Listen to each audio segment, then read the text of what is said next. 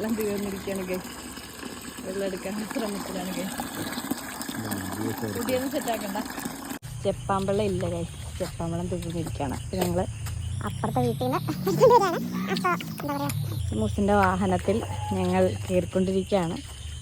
Hello ഇമ്മൂസ്, എവിടെ പോയതാ? ഇമ്മൂസിന്റെ വണ്ടിയിൽ എന്നാ ഞങ്ങൾ വെച്ചേക്കുന്നേ? എന്നാ പൊന്നെ അതാ പൊന്നിന്റെ വണ്ടിയില്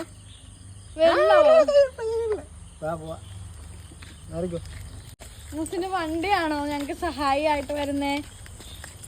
ഇമ്മൂസിന്റെ വണ്ടിയിലാണോ ഞങ്ങള് വെള്ളം എടുക്കുന്നേ?